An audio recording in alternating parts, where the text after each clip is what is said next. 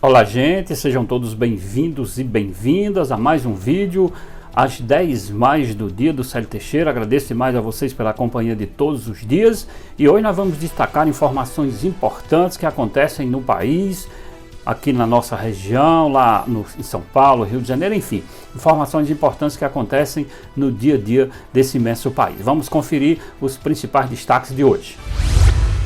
Incêndios destroem 64,8% do Parque Encontro das Águas lá em Mato Grosso. Bolsonaro diz que está proibido se falar em Renda Brasil e afirmou que Bolsa Família vai continuar.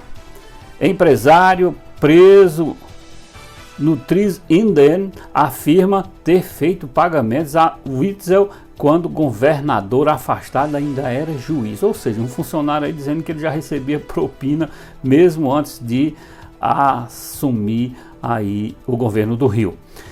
Estudo sugere que Covid-19, olha que descoberta aí, se for confirmada, atingiu os Estados Unidos antes da China notificar a Organização Mundial de Saúde. Vamos trazer essas informações e vamos conferir ainda. Ceará tem o melhor desempenho do ensino fundamental do país, ensino médio ainda é desafio. Homem é morto pelo próprio irmão depois de ser flagrado dando golpes de faca na mãe lá no bairro Itaperi, em Fortaleza. Nós vamos conferir outras informações importantes aqui. Suspeito de matar 2 mulheres em motel é morto em troca de tiros com policiais lá em Goiás. Recomendação para que pacientes de Covid esperassem ter falta de ar. Segundo o secretário de Saúde do Estado do Ceará, foi um erro mundial. Nós vamos entender o que diz o Dr. Cabeto. Simplesmente estressante. Avalia cearense que passará por segundo lockdown em Israel. Homem é preso em General Sampaio, aqui no interior do Ceará, acusado de abusar sexualmente de 2 crianças.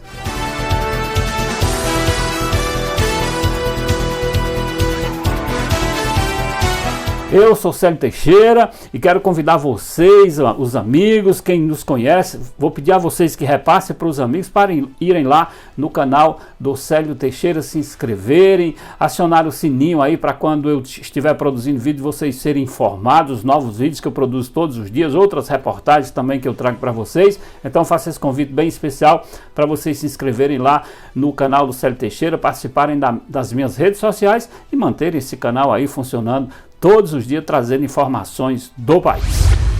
O governo federal reconheceu a situação de emergência no estado do Mato Grosso do Sul em decorrência de incêndios florestais que assolam a região. Uma mancha de cinza e lama escura se estende pela vasta área de incidência de onças pintadas do Pantanal do Mato Grosso. Desde a semana passada, o jornal Estadão, mostrou em loco a devastação na área. O fogo que destrói desde meados de julho o bioma mais úmido do planeta engoliu até agora quase 65% dos 108 mil hectares do Parque Estadual Encontro das Águas no município de Poconé e também Barão de Melgaço. Na tarde do último domingo, a equipe de reportagem do jornal Estadão navegou pelos rios Cuiabá, São Lourenço e Dois Irmãos, que cortam a reserva para registrar as condições do parque, uma área de preservação criada ainda no ano de 2004 pelo governo mato-grossense, que ainda hoje está na mira de grileiros. Aliás, gente, a situação de queimadas nesse período no Brasil, os descuidos com quem deveria cuidar do meio ambiente é fora do comum e isso prejudica todo o bioma, não só lá do Pantanal, mas do país inteiro, da Caatinga, da região norte do país. É algo assim que as autoridades precisam começar a trabalhar para evitar. O presidente Jair Bolsonaro disse nesta terça-feira, hoje, portanto, que no governo dele está proibido se falar em Renda Brasil e que o programa Bolsa Família vai continuar em vigor. o Renda Brasil chegou a ser discutido no governo como um programa de assistência social para substituir aí o Bolsa Família. A intenção era aproveitar a experiência do auxílio emergencial, que acaba no fim do ano, em dezembro, e criar um programa que aumentasse o valor do benefício do Bolsa Família. No entanto, Bolsonaro e a equipe econômica não conseguiram chegar a um acordo sobre os cortes em gastos do governo que deveriam ser feitos para financiar o novo programa, aí, esse programa do governo federal, e aí, como isso não aconteceu, o que vinha deixando suspensa a criação do Renda Brasil e muitos comentários sobre esse programa. Em entrevista ao portal G1 no domingo, o secretário especial da Fazenda do Ministério da Economia, Valderi Rodrigues, disse que a equipe econômica chegou a estudar o congelamento de benefícios como aposentadorias e pensões. Outra medida foi discutida, a redução do seguro-desemprego. Ou seja, tirar de quem não tem para dar a quem não tem, não resolve absolutamente nada. O país precisa gerar emprego e renda, ter uma política de melhoria de condições das pessoas, para depois se falar em atender essa gama de pessoas que precisam de auxílio. Eu tenho dito que auxílio nesse país precisa ser rediscutido, replanejado, porque auxílio emergencial é importante, mas o nome já diz, é emergencial, não pode virar o que está virando no Brasil, uma prática comum. Isso tem que acabar. O país precisa ter uma política de emprego e renda que dê um salário melhor a essas pessoas, mas com a força do trabalho.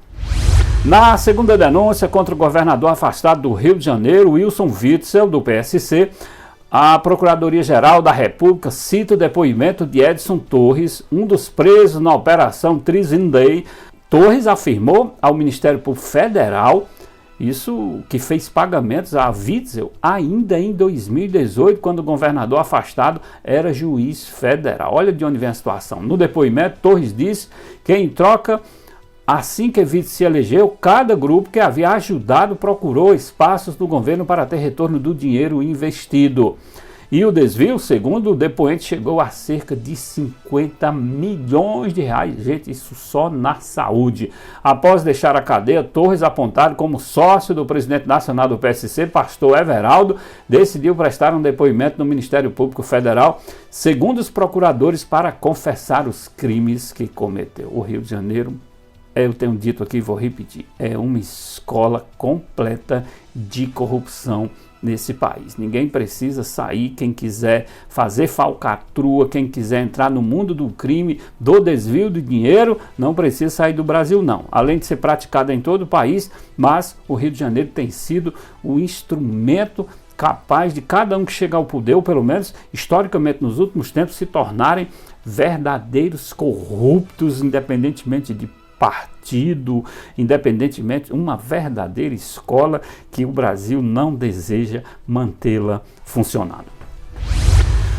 Uma notícia que pode mudar tudo que se falava da China com relação aí ao novo coronavírus. É isso mesmo. O novo coronavírus pode ter atingido Los Angeles, nos Estados Unidos, antes de ter sido noticiado ou notificado pela China, a Organização Mundial de Saúde, a OMS. Segundo um novo estudo publicado na revista Jornal Medical Internet Research, em abreviatura JMIR, no último dia 10 de setembro, e realizado por pesquisadores da Universidade da Califórnia e também em Los Angeles e ainda da Universidade de Washington, os pesquisadores fizeram uma análise retrospectiva de um banco de dados de 3 hospitais e mais 180 clínicas ligadas ao sistema de saúde lá dos Estados Unidos, que respondem por cerca de 2 milhões e 500 mil pacientes anualmente.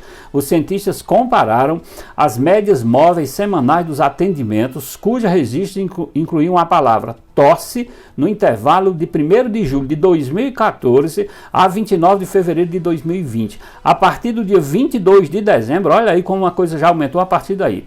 A partir do dia 22 de dezembro, a quantidade de atendimentos que incluíam a palavra tosse e as hospitalizações por insuficiência respiratória ficaram acima da média móvel para o mesmo período nos últimos 5 anos. O excesso se manteve em 6 dias das 10 semanas, no caso da presença da palavra tosse, e 7 semanas das 10 no caso de hospitalizações. Até o dia 22 de dezembro, as taxas previstas por um modelo de predição com 95% de eficácia estavam dentro do esperado. No entanto, olha aí, já no finalzinho de dezembro, entre 22 de dezembro e 29 de fevereiro, os registros de pacientes com tosse e as internações por insuficiência respiratória aguda aumentaram significativamente. Ou seja, será que o coronavírus não surgiu na China e nos Estados Unidos, assim como se fala da gripe espanhola? Quem sabe?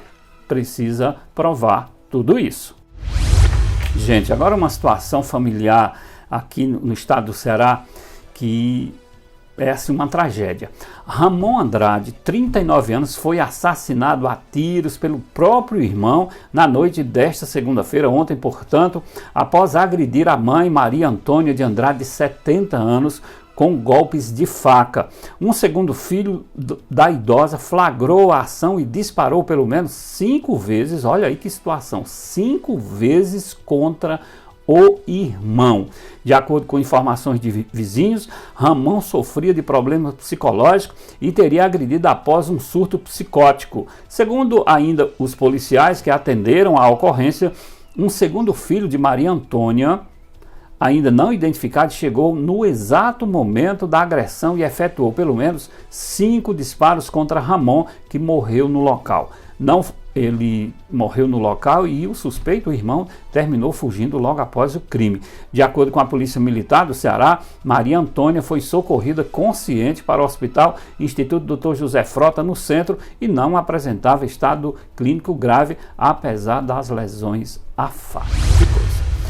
O suspeito de matar 2 mulheres em um motel de Caiopônia, no sudoeste goiano, morreu na noite desta segunda-feira, ontem, portanto, durante uma troca de tiros com policiais militares em uma mata na BR-158. Segundo a corporação, o investigado era procurado há cerca de 2 dias. Desde que as mulheres foram assassinadas e ao perceber a presença dos policiais se aproximando dele, atirou, tendo sido baleado em seguida. De acordo com a Polícia Civil, o jovem morto em confronto é Tony Henrique Pérez, de 21 anos, que havia saído da prisão apenas um dia antes do assassinato das 2 mulheres no motel.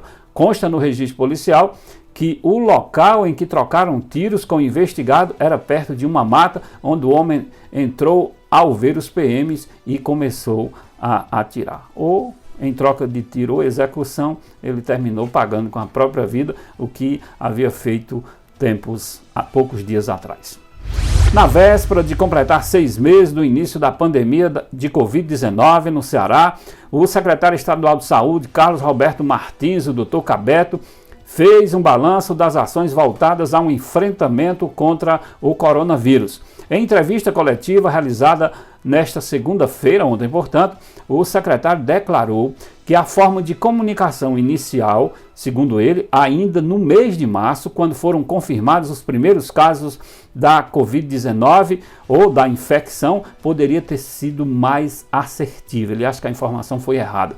Isso porque, segundo ele, na época, o titular da SES orientou que apenas pessoas do grupo de risco ou aquelas que apresentassem os sintomas mais graves da doença deveriam procurar atendimento médico em uma unidade hospitalar.